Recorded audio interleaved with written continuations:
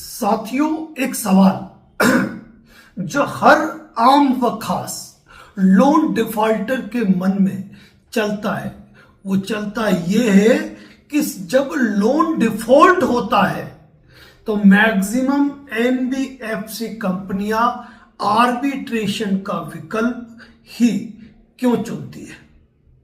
आखिर कंपनियों के पास दूसरे भी अस्त्र शस्त्र मौजूद है, उसके बाद भी मैक्सिमम एनबीएफसी कंपनियां आर्बिट्रेशन के विकल्प पर क्यों जाती है और क्यों आर्बिट्रेशन के नाम पर लोन डिफॉल्टर के मन में एक डर कायम रहता है।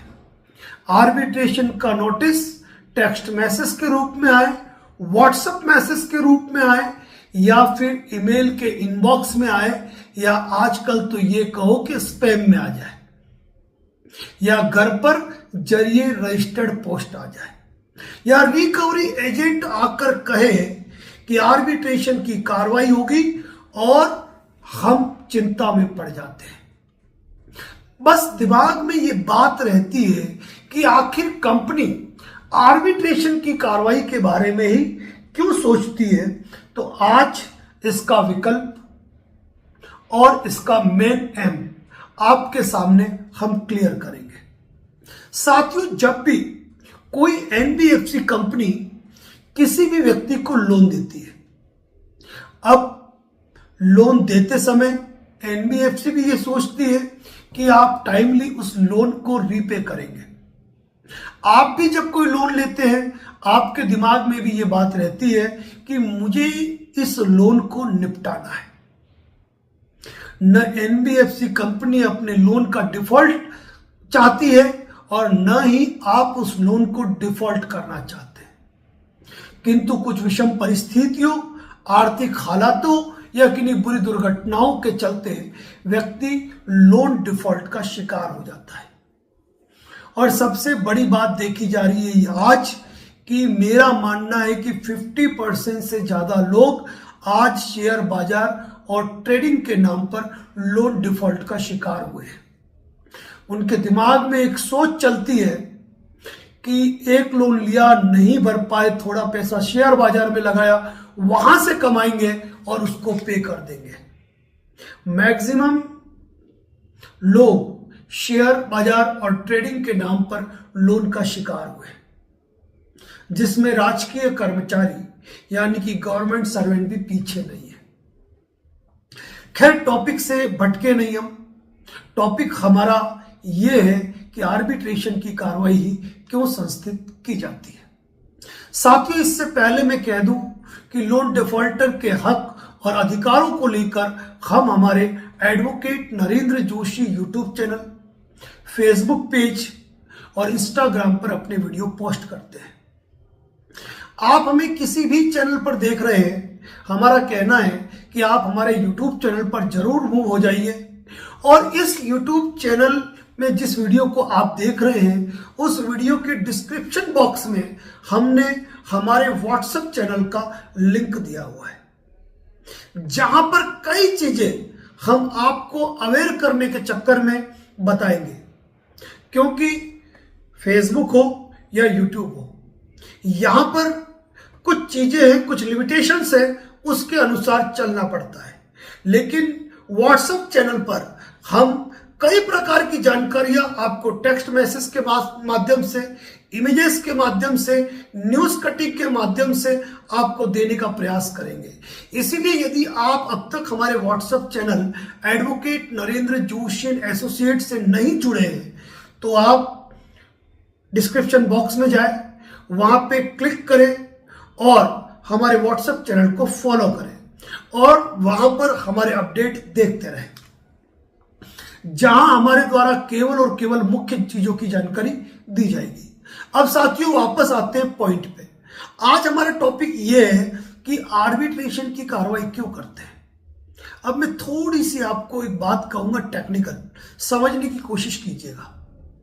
एनबीएफसी कंपनी जब आपको अनसिक्योर्ड लोन देती है ना, तो मैक्सिमम वो आपका ईसीएस मैंडेट सिग्नेचर करवा के लेती है।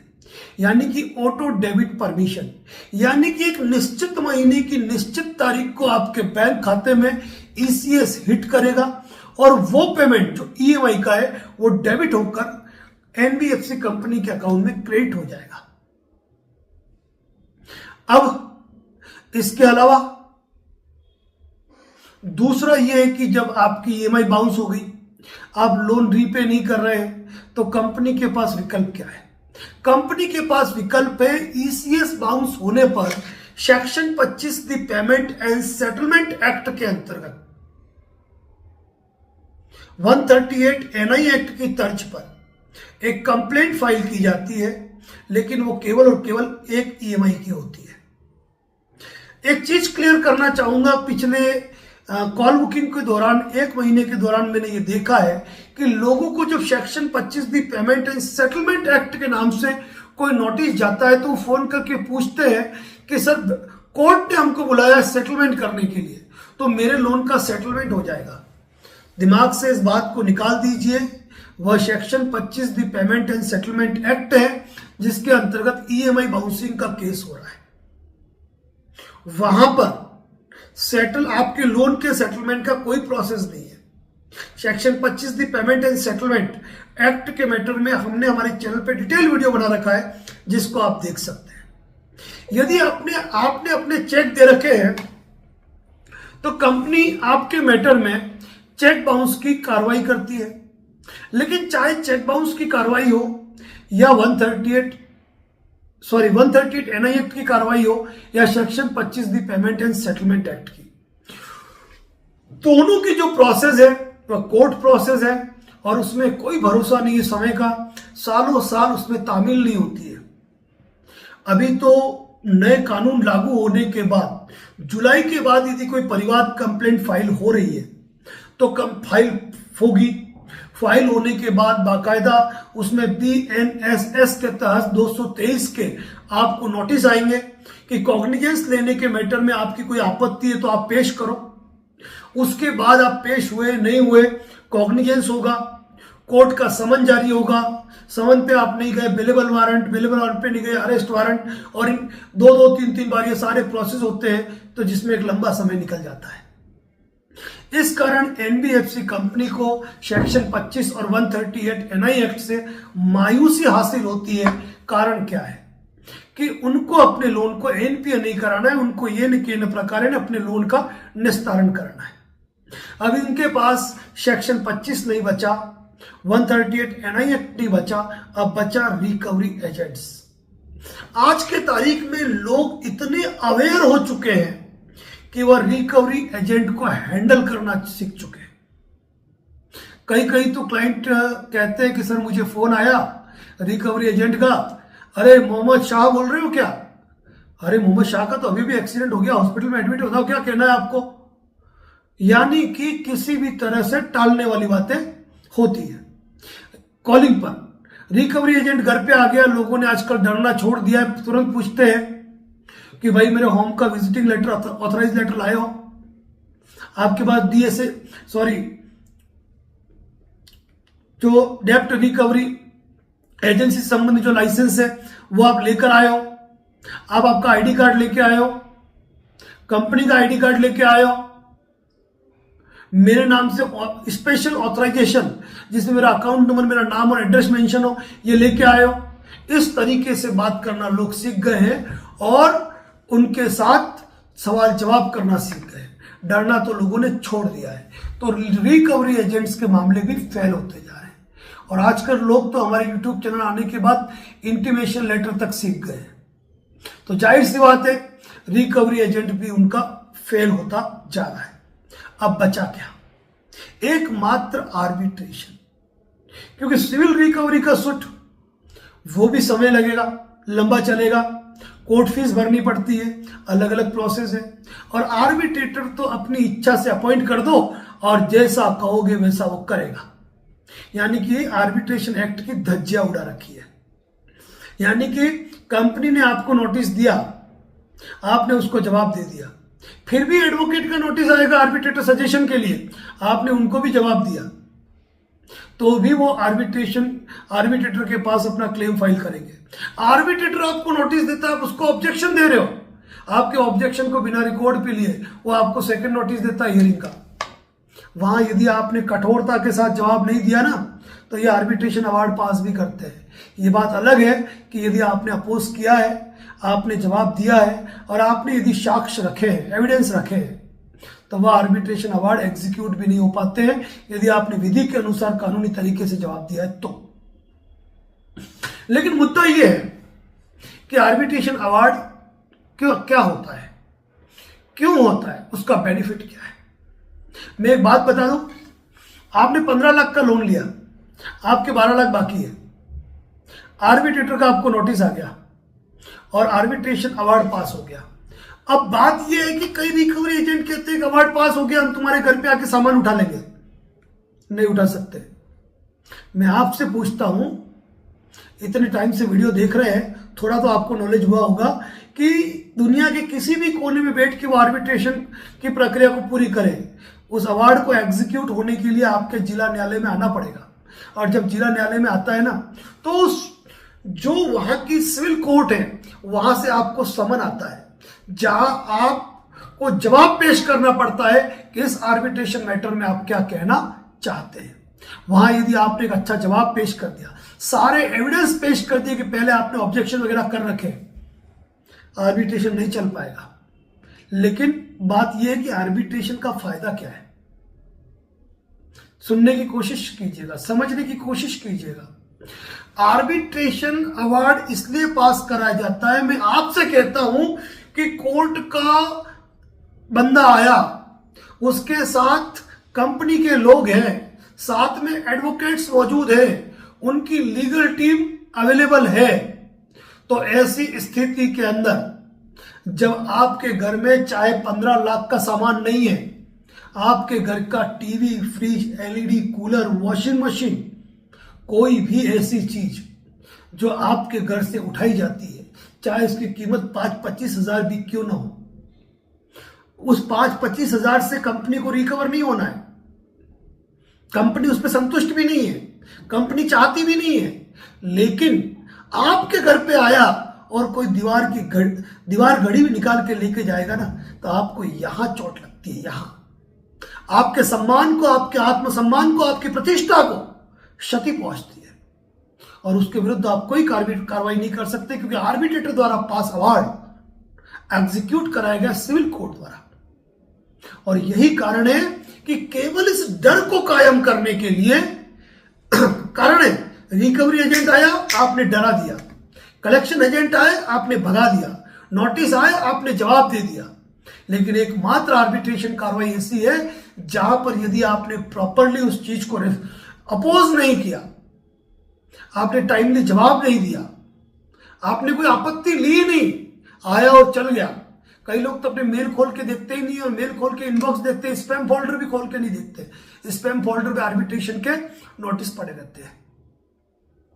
घर पे डाक आई, उसको रख दिया, कोई जवाब नहीं दिया, और इसी कारण आर्बिट्रेशन अवार्ड पास होता है। और यदि आपने पर्याप्त जवाब दे दिए ना तो यकीन मान के चलना, आर्बिट्रेशन अवार्ड करने से पहले भी कंपनी को भी सोचना है और आर्बिट्रेटर को भी सोचना है, क्योंकि कोर्ट में उनकी भी प्रतिष्ठा की धज्जियां उड़ती है जब कोर्ट उनकी याचिका को खारिज कर देता है, जब उनके एग्जीक्यूशन पिटीशन को निस्तारित कर देता है। तो सबसे बड़ा डर क्या है? सबसे बड़ा डर एकमात्र यही है कि कोई टीम आपके यहां आएगी और आपके घर की दीवार घड़ी उठा के ले जाएगी, तो आपके लिए वो 10-15 लाख के मायने नहीं है, आपके लिए वो 100 रुपए की घड़ी के मायने नहीं है, लेकिन आपकी जो प्रतिष्ठा खराब हुई ना, आपके लिए उसका मायना है। और यदि किसी एनबीएफसी के लोन डिफॉल्टर यदि टाइमली रेस्पॉन्ड करते हैं, हर नोटिस का जवाब देते हैं, तो उनके खिलाफ आर्बिट्रेशन अवार्ड पास ही नहीं होता है, और पास होता है ना तो कंपनी उसको एग्जीक्यूट भी नहीं करा पाती है। बस यही कारण है जो मुद्दे का वीडियो था कि कंपनी आर्बिट्रेशन की कार्रवाई क्यों करती है। उनको मालूम है सेक्शन 25 में लंबा वक्त लग जाएगा, 138 एनआई एक्ट में लंबा वक्त लग जाएगा, रिकवरी एजेंट हार चुके हैं, तो मुद्दा बचा क्या? बचा तो सिर्फ आर्बिट्रेशन, और उसी आर्बिट्रेशन में ये नियमों की धज्जियां उड़ाते हुए आर्बिट्रेशन प्रोसीडिंग को कंप्लीट करने की कोशिश करते हैं।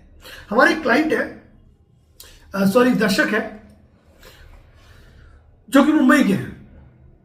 आर्बिट्रेटर ने पहला नोटिस, कंपनी ने पहला नोटिस भेजा, उन्होंने उसका जवाब दे दिया। एडवोकेट के थ्रू नोटिस आया, उन्होंने उसका जवाब दे दिया।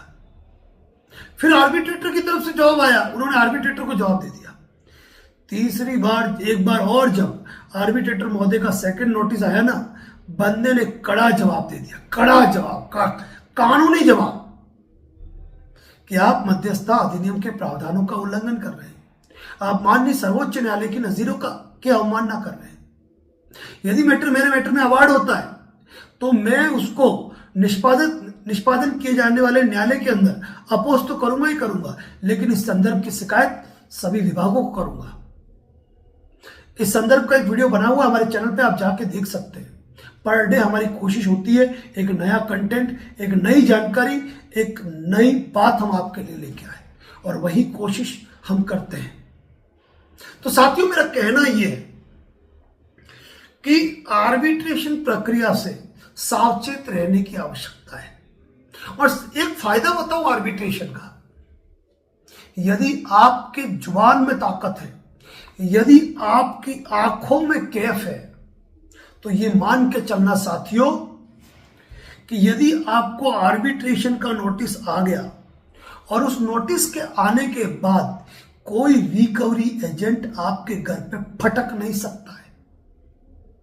खुला कह रहा हूं मैं, यानी आर्बिट्रेशन नोटिस आ गया मतलब आपके लोन की बाकियात के मैटर में कंपनी ने अपनी कार्रवाई संस्थित कर दी, और जब मामला कोर्ट में जा चुका है, मैं इसको कोर्ट ही कहूंगा, वैसे ट्रिब्यूनल कहा जाता है, आर्बिट्रेटर ट्रिब्यूनल कहा जाता है, लेकिन वह भी कोर्ट की प्रक्रिया है। तब किसी रिकवरी एजेंट को यह अधिकार नहीं है कि वह कलेक्शन करने के लिए आपके पास आए। आपके पास वह केवल एक प्रस्ताव लेके आ सकता है, वही प्रस्ताव जो महाभारत के युद्ध से पहले भगवान श्री कृष्ण कौरवों के राजभवन में लेकर गए थे, शांति प्रस्ताव। इसी प्रकार का वह केवल एक सेटलमेंट प्रस्ताव आपके सामने ला सकते हैं कि भाई ये सेटलमेंट है, आपका लोन 1.5 लाख में है, हम आपके लोन को 40,000 में सेटल कर रहे हैं, मामले को निपटा दीजिए। आपका 40,000 नहीं है, आपने कहा मेरे पास 30,000 है, बात बनती है तो ठीक है। उन्होंने आपको एक सेटलमेंट लेटर दिया, आपने लोन का सेटलमेंट किया, उन्होंने कोई भी सेक्शन 25, 138 एनआई एक्ट या जो भी कार्रवाई कर रखी है उन्होंने निष्पादित कर दी। ये होता है, इस चीज को आपको ध्यान रखने की जरूरत है। लेकिन यदि आपके खिलाफ आर्बिट्रेशन की कार्रवाई हो गई तो ये मान के चलना आपके खिलाफ रिकवरी एजेंट की कार्रवाई नहीं हो सकती है, और वहां आप कठोरता से जवाब दे सकते हो। आप चाहो तो उसी कस्टमर केयर नंबर पे कॉल कर सकते हो कंपनी के कि जब आर्बिट्रेशन की कार्रवाई की है तो रिकवरी एजेंट मेरे घर कैसे आ रहे हैं। कल कमेंट्स में एक साथी ने पूछा था कि सर आर्बिट्रेशन की कार्रवाई और सेक्शन 25 की कार्रवाई एक साथ हो सकती है क्या? बिल्कुल। एक बात ध्यान रखिएगा, कुछ मामलों के अंदर 2 कार्रवाइयां एक साथ हो सकती है। सेक्शन 25 एक क्रिमिनल कंप्लेंट मैटर है, वहीं यदि आप आर्बिट्रेशन को देखोगे तो ये एक सिविल डिस्प्यूट है। तो आप इन दोनों ही केसेस को एक दूसरे पे अधिरूपित करते हुए आप अपना डिफेंस अच्छे तरीके से कर सकते हैं। उसके लिए एक योग्य, उचित विधिक परामर्श की आपको आवश्यकता है। तो साथियों, कोशिश करते हैं हर दिन आपके समक्ष एक यूनिक कंटेंट, एक यूनिक जानकारी लेकर आने की कोशिश करते हैं। और धन्यवाद आपका जो आप हमारे वीडियो की सराहना करते हैं, अच्छे कमेंट्स करते हैं, वैल्यूएबल कमेंट्स करते हैं, उसके लिए हम आपके आभारी हैं। इसी प्रकार यूनिक कंटेंट पर एडवोकेट नरेंद्र जोशी एसोसिएट के YouTube channel, WhatsApp channel, Facebook page पर अपने वीडियो पोस्ट होते रहेंगे। यदि लोन डिफॉल्टर हो, इस बुरी परिस्थिति में लोन नहीं भर सकते हो, कर्ज पे कर्ज लेके भरना है, तो ये उचित विकल्प नहीं है। और आपका कोई साथी, मित्र, परिचित, रिश्तेदार यदि लोन के दलदल में फंसा है ना, तो उसे इस वीडियो का लिंक जरूर शेयर करें ताकि वह अपने तनावों से मुक्त हो पाए। और कॉल बुक करने की आवश्यकता ही नहीं है। यदि आप हमारे चैनल पर पोस्ट होने वाला हर वीडियो प्रतिदिन देखते हैं तो ये हमारा मानना है कि आपको कभी कॉल बुक की आवश्यकता भी नहीं पड़ेगी। हम कभी ये नहीं कहते हमसे संपर्क करें, हम कहते हैं कि नजदीकी वकील साहब से संपर्क करें। धन्यवाद। जय हिंद, जय भारत, जय मेवाड़।